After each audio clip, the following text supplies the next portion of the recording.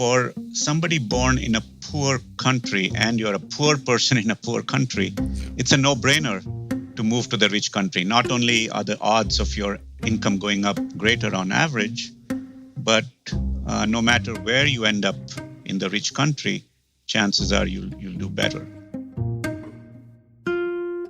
And we also see this in our analysis in India, where being in the third to fourth consumption deciles in urban areas is almost equal to or better off than the sixth and the seventh decile levels in rural India.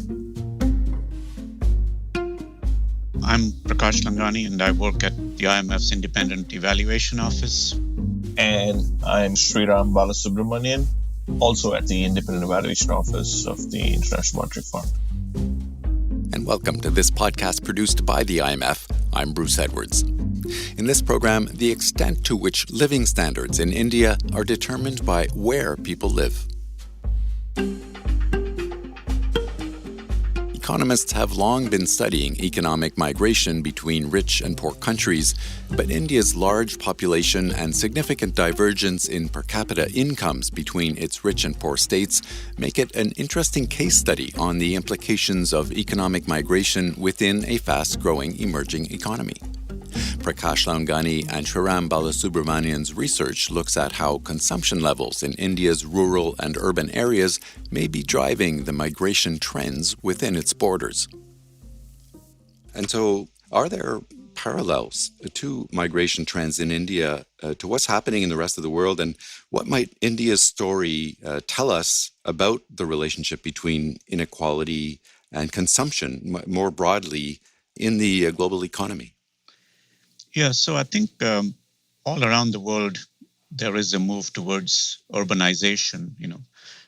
People are shifting away from agriculture and rural areas to manufacturing and services. So this is a very broad trend.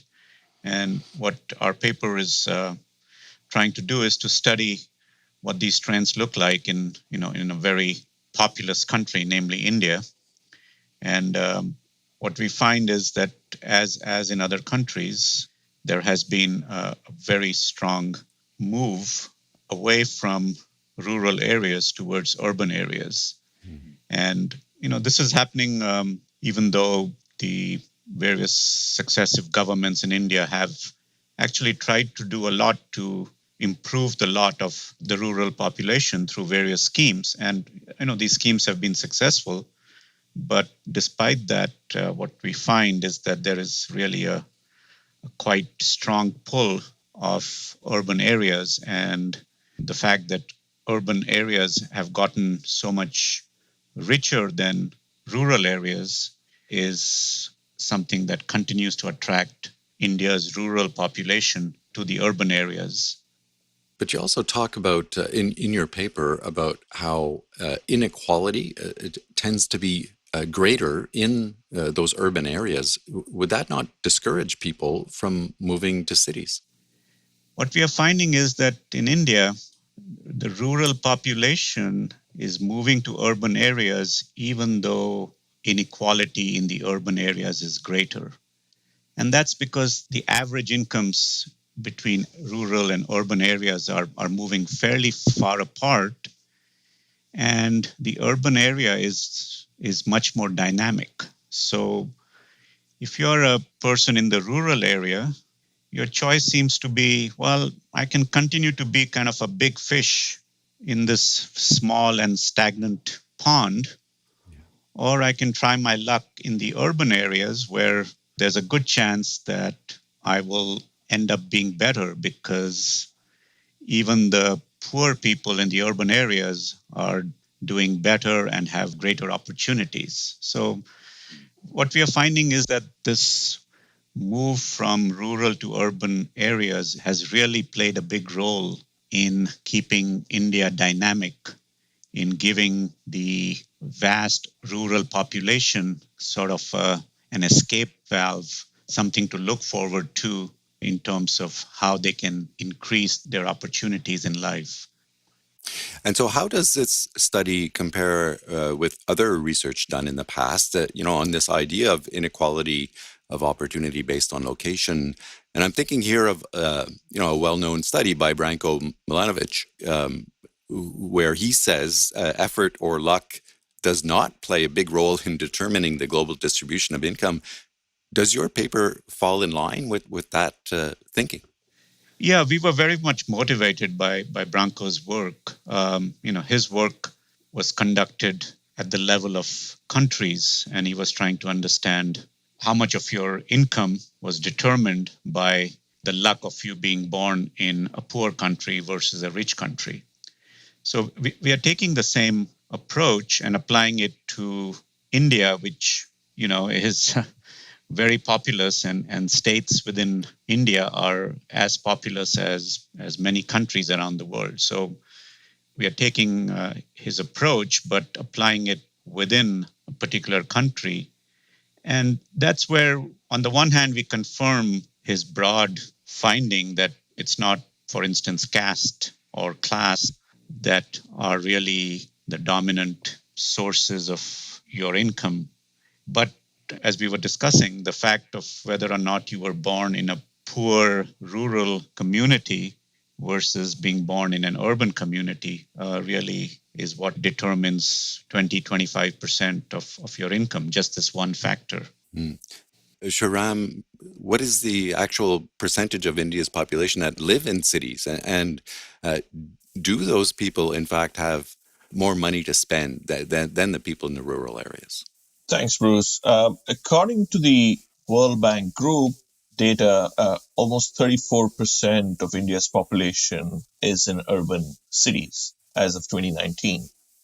So to answer your question, yes, folks in urban areas have much higher per capita income than folks in the rural areas. For example, the government of India's own report mentions that the net capita income in terms of net value added is almost twice in urban areas compared to rural areas. So there is a substantial difference, and people seem to have more money to spend than those in rural areas.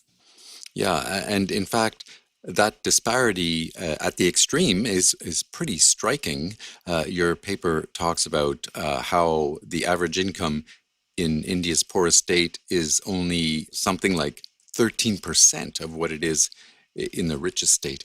Right. I think if you compare Bihar, which is one of the poorer states, I mean, it has actually done relative to its own past well in recent times, but still, Bihar is, as you were saying, just about 12-13% of Delhi, the capital. So it's like comparing a lower income country with the rich country. So that's the sense in which we feel that, India is actually a collection of nations. It's by studying India, we are actually learning a lot about how migration helps countries, what are the dynamics of migrations across countries. And so does that income disparity between the rural and urban areas explain the huge gap in consumption levels between those two locations? Yes, to an extent. The gap in consumption levels can be attributed to a wide variety of factors in a complex country such as India. In our research, we primarily focus on the role of location in determining living standards in India. And we find that almost a third of living standards is likely to be determined by location alone, as Prakash mentioned earlier. For example, if you take my family's ancestral town called Manargudi, it is a rural town in southern India, which is one of the largest temples in Asia, the Rajagopal Swami Temple, and compare it with Chennai, which is an urban metropolis and one of the largest cities in India. You'll tend to find that Chennai has a higher consumption and per capita income levels, despite increased inequality. And our sense is, at least from our research, that much of this is, besides other factors like caste and religion, quite a bit of this is determined by the role of location alone. And you mentioned earlier, Prakash, that inequality is generally much higher in the urban areas, yet people continue to move there. Has this COVID-19 pandemic reversed that rural to urban trend at all? I think there was a very strong immediate reversal. So the Indian authorities imposed a very severe lockdown with very little notice and basically essentially forced the rural migrants to return home from the urban areas. So that's where you have all these heartrending pictures of these people who had moved to the urban areas kind of trudging back home to their ancestral lands of the kind that Sriram was talking about. I mean, that was really heartrending. So there was this immediate reversal. But, I think what has happened since is displaying the strong forces that we were talking about and which our research highlights, namely that this force of the higher incomes in the urban areas, the more dynamic environment, the chance that you can do a lot better for yourself is so strong that as soon as the government let up a bit, you are seeing that again there is a pickup in rural to urban migration. I think Sriram maybe is more up on what has been going on, so perhaps he can add to this. Yeah, thanks, Prakash. I do agree with your assessment because what we see now is that once the lockdown has been eased, a lot of the migrant workers have started returning back from the rural areas to urban areas. And this seems to indicate that, the livelihood factor, which is, defined by opportunity and increased living standards, perhaps in urban India, seems to be superseding the lives factor since the fact of the matter is the pandemic is more severe in the urban areas compared to the rural areas. So, in a unique setting, what we are finding is that people are choosing livelihoods over lives in this case because they feel that they need to get back and get their livelihoods going. And we also see this in our analysis at some level because when you look at one of the charts that we have in the paper, where being in the third to fourth consumption deciles in urban areas is almost equivalent to or better off than the sixth and the seventh decile levels in rural India, which basically means if you're on the lower end of the consumption spectrum in urban areas, you could actually be consuming more than even the mid or higher end of the spectrum in rural India. Wow. So this gap seems to be continuing from what we're seeing in the response to the pandemic, especially in the recent few months. So what types of opportunities will people find in urban areas versus the rural areas? And are those opportunities actually accessible for the average migrant worker? Interestingly, I think the diversity and quantum of opportunities, the dynamism which Prakash referred to, is very much alive in urban India. So that's a big draw besides the proportionate increase in income for migrant workers. So these can be seen across major sectors in construction, in manufacturing, skill based industries, and even the gig economy in many cases. Because India has a rapidly expanding digital economy and the opportunities that is offered in urban India is much higher as well with regard to digital economy. In rural areas, opportunities are largely centered still around agriculture, which doesn't yield sustainable incomes yet. The opportunities are accessible in general to the average migrant worker, but it's largely dependent on their skill sets and the availability / cost of labor which they're offering.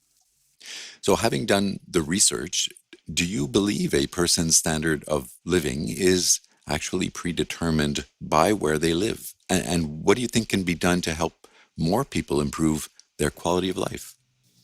I think that, we should stress that the last 40 years have been very good years for India relative to its past.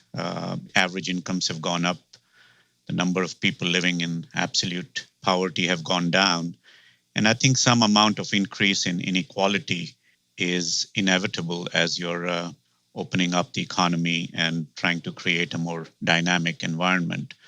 So we don't want our paper to be read as, pointing up sort of bad things about India only. I think the Indian story of the last several decades has been a success story. But we are pointing out what we think is needed, namely that at least in the past, this strong migration opportunity for the rural poor into urban areas has been part of what has kept the Indian success story going. And so we are just highlighting this because we want the governments to be thinking ahead over the next 20, 30 years. Will this process continue? Should it be the way India keeps succeeding in the future? Because you can, as you were asking, Bruce, you can imagine a variety of interventions. You could either say that we are going to improve the opportunity in the rural areas, as the present government and the previous one also has been trying to do through various schemes. Yeah. Or you could say, well, we are going to really keep this escape valve of migration going. And if that is the case, then you have to worry about events like the COVID pandemic, which, as we were discussing, suddenly threatened to throw this into reverse. So you can't sort of have that if this is going to be the way India is going to succeed. But you could also have a variety of other interventions in between. India has been trying to basically grow smaller cities, cities that are not quite urban metropolitan centers yet, but smaller scale. And it could be that offers an option of easier migration. It could be cities that are closer to the rural population. I can't help but think, like, how many people can these major urban centers actually accommodate? Is there, like, what is the level of motivation in trying to bring more opportunities to the rural areas, if not only to increase incomes, but like, is it a challenge for a country like India to sort of continue to try and accommodate so many people flowing into the urban areas? Does this present a whole other level of problems for the country? I think that, the bigger urban cities are already in the range of 18, 20 million. Wow. Which actually is the subject of my next paper, Bruce, which I can. Okay. But a lot of cities around the globe have ended up at a population of 18, 20 million, but the difference is that some are rich and some are poor. So I think, to get closer to your question, I think there is congestion and lots of bottlenecks that are going to emerge in the cities that are at 18, 20 million. And that's why I think the strategy of moving down to the next tier of cities, trying to focus the growth there, to me at least makes sense, because first of all, it'll be closer for a lot of rural people if there are other cities that are smaller and closer to them. What I don't know much about India, having left 40 years ago, is, to what extent are what people call agglomeration economies really important? Namely, is it really that you need people clustered in one big place for them to have a dynamic setting, to have exchange of information, to have enough jobs that people will be attracted there? Or could you have these clusters elsewhere and have them just as successful? I don't know. Sriram is closer to the ground in that sense. He may have some views. Yes, Bruce. I think one of the very interesting things that you see in terms of urbanization in the Western world and in Asian cities, especially in India, is that in the Western world, you have a downtown, you have a suburban area, you have a rural area. But in cities in India, for example, everyone is the residential as well as the professional work area are all in one place.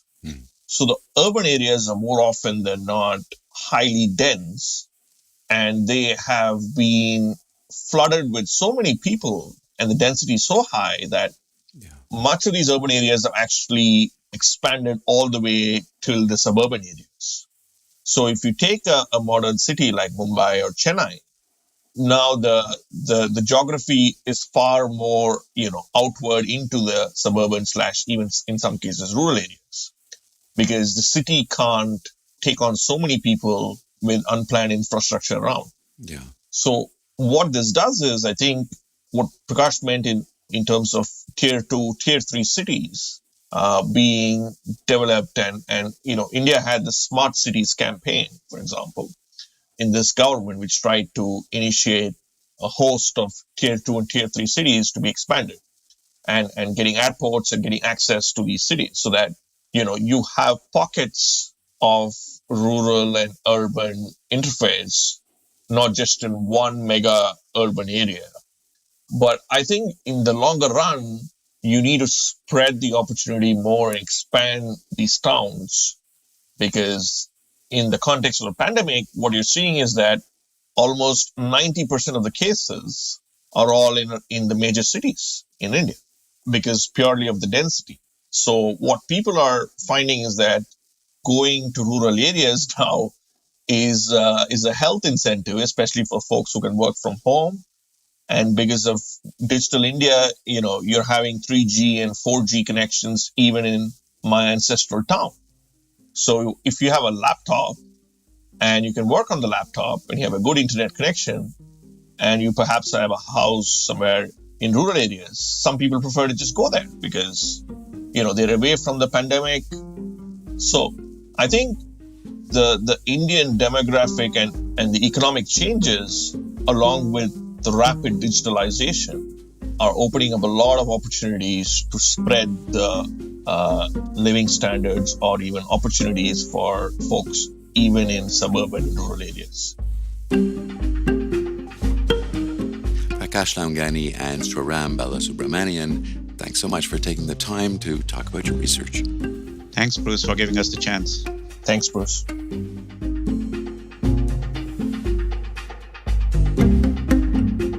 Prakash Laungani is Assistant Director and Sriram Balasubramanian a Senior Research Officer, both at the IMF's Independent Evaluation Office. They are also co-authors, along with University of Boston's Rishabh Kumar, of a new study on inequality and the role of location in determining living standards in India. Look for it at imf.org.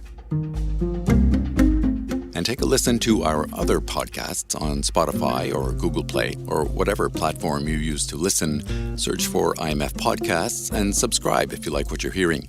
You can also follow us on Twitter at IMF_podcast. Thanks for listening.